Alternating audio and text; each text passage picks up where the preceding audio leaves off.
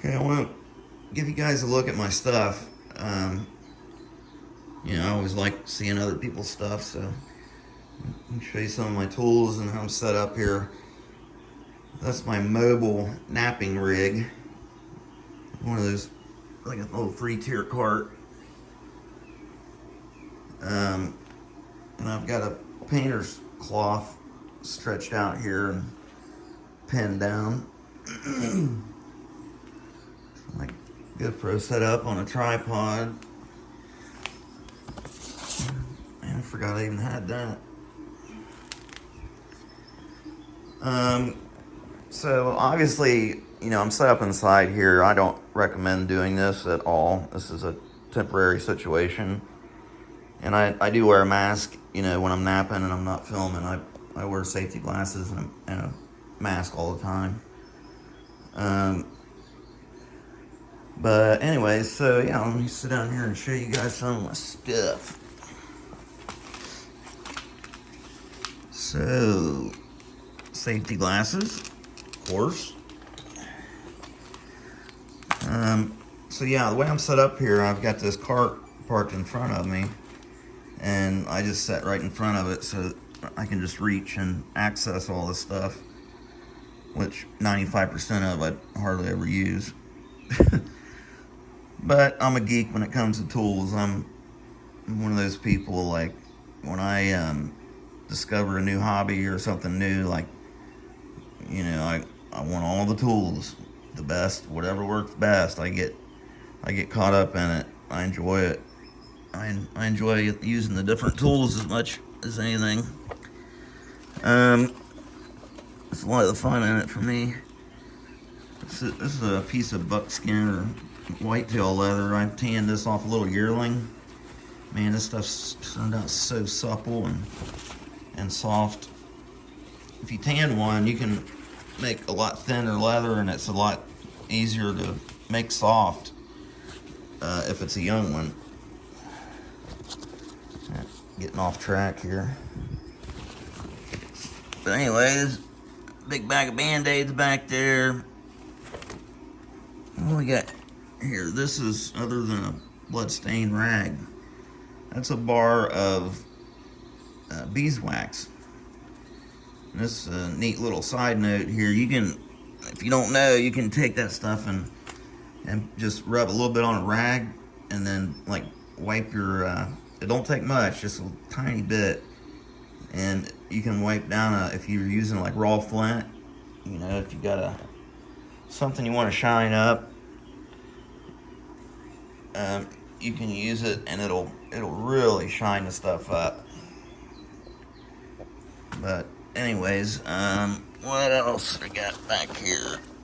Well, these are all my solid copper billets, different sizes. This is my largest one. I just ground it off flat the other day. I haven't used it much since. My pressure pads.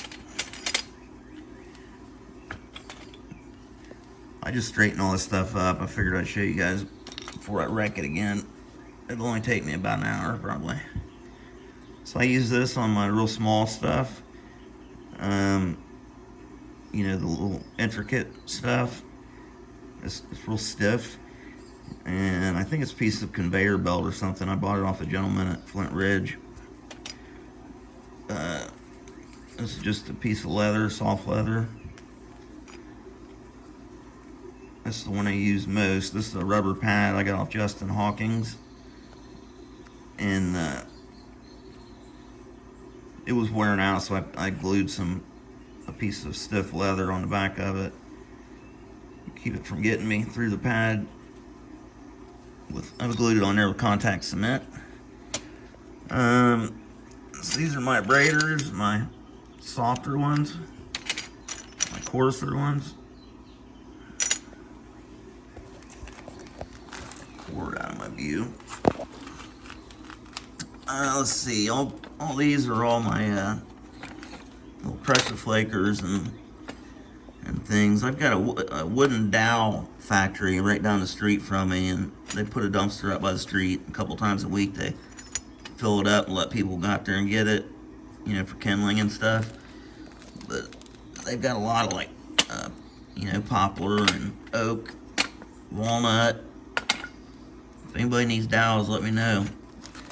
This is my indirect tool. You guys have probably seen that. A wooden handle, striker, oak handle. This is an elk antler that I bought at PetSmart. And it makes an excellent billet. I haven't used it a whole lot, but I use it for striking my indirect more than anything. I hit it right here. That thing's taking some, I'd hate to know how many strikes that thing's taken, and it's not wore out at all. It just keeps on giving. What else? Got my files. Got my farrier's rasp. And got some antler tools back there in the bag. Whitetail billets. This one's off of, I found the matching set of this deer. It was an 8-pointer. About 150-inch 8-pointer, man. It was a nice one. And it had just dropped them. They were laying right there next to each other. I still had the wax ring on the bottom of them. So I made all kind of tools all out of this rack. I made punches and stuff out of the brow tines. What else? A bunch of hammer stones. I got some moose antler billets. Like, I'm ready to rock with the ABBA stuff, I'm telling you guys.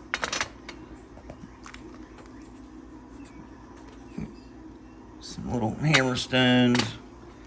This is one of my favorite here. This is a hard hammer stone, and it's made out of quartz. And I found this in a field. It's an artifact, but I use it. You can see the flat facets on here are actually the original surface of the stone, and all the rest of it has been pecked away. Here's another hammer stone. This is a soft hammer that I found. It's been used all around there. It's got a couple little slight dimples on the flat surface there. Most of them do. I guess that's for holding it. I haven't made my mind up whether I'm going to use that one or not. It's kind of a nice hammer stone. But I've got all my whitetail antler for my horizontal shaft punch. I got all those ready to rock. There's another larger moose billet.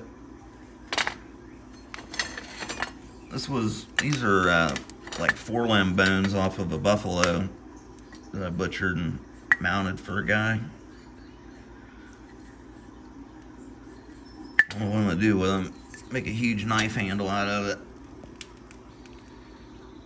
Old Larry Ware on Facebook, he mount one of those big giant blades on that sucker. If you guys haven't seen his stuff, check him out. Larry Ware. Down here I got a couple little tackle box things full of goodies. It's that tool I used in my notching experiment. This is hardened copper that's been twisted. You can see how it's been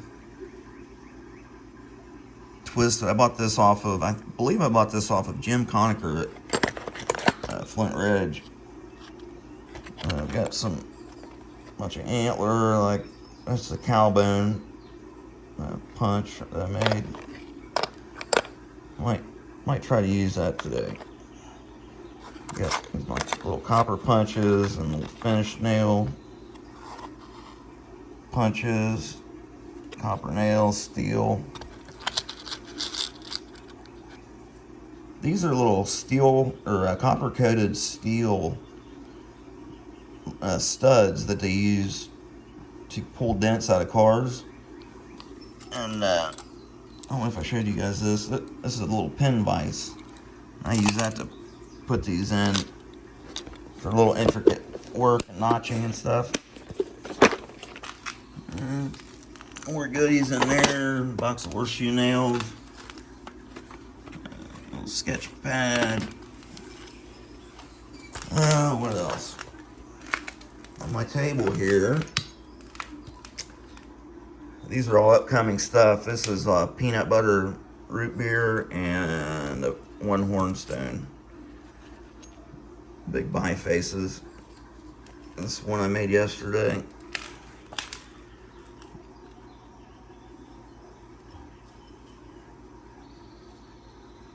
Turned out pretty good. I'm working on this one right now. I gotta notch it. I think I'm gonna make a big thieves out of it. This is all stuff I'm working on. This big chunk of obsidian that Newt Woodward did a little horse trading with him.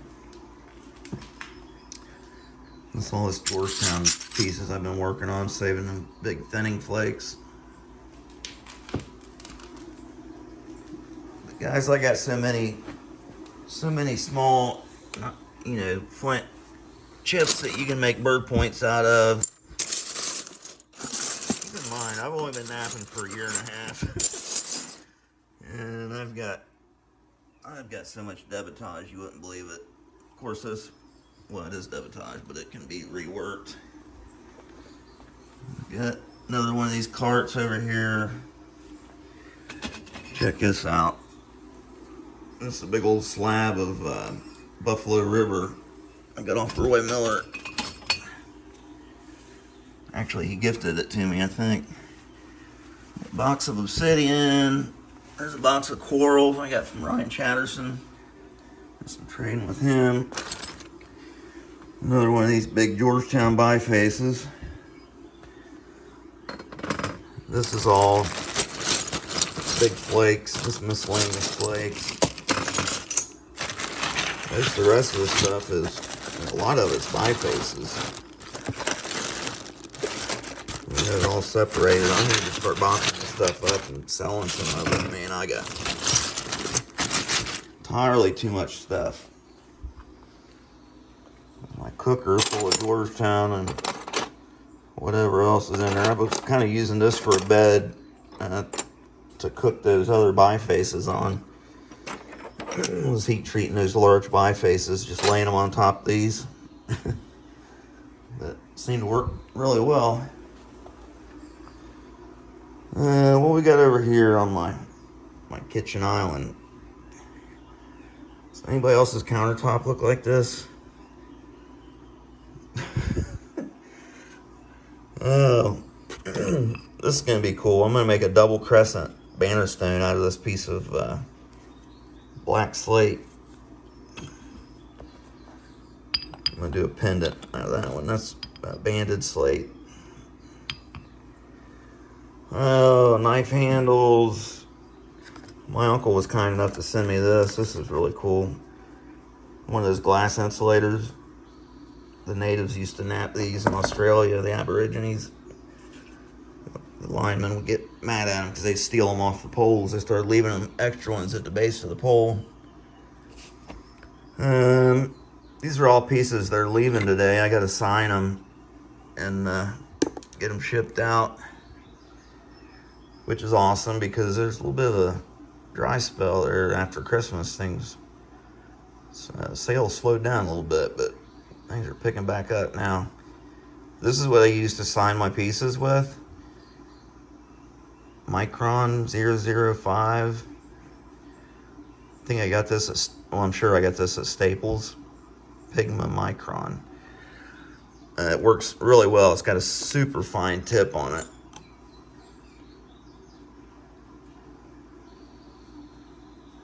So, I actually got this idea from Jack Crafty. You sign it and then let that ink dry for a few minutes, and then you go over it with this clear fingernail polish.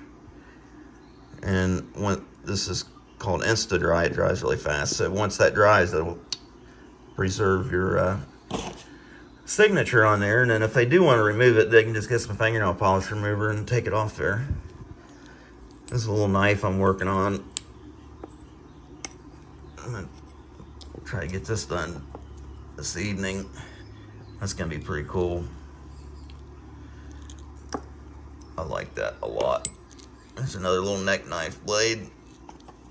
That Coastal Plains shirt, so pretty. Oh, look at this is a big drill I made out of Florida coral.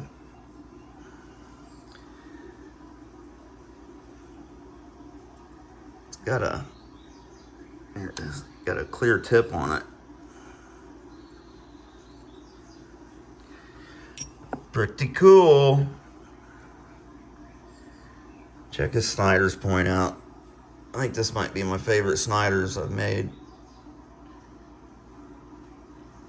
The material's not correct, it's Georgetown, but almost looks like hornstone. Alright, well, yeah, that's my rig. That's what I got going on. There's Noodle, parked in her bed. What are you doing? What are you doing? My buddy. I had to get you up off the floor, man. He's wanting to lay and let them Flint chips flakes just fall over you, getting all dirty. Getting all dirty. You're a pretty good girl. I was never a cat person. My sister needed a home for this cat, and I took it. And we're pretty tight. We're pretty tight, ain't we?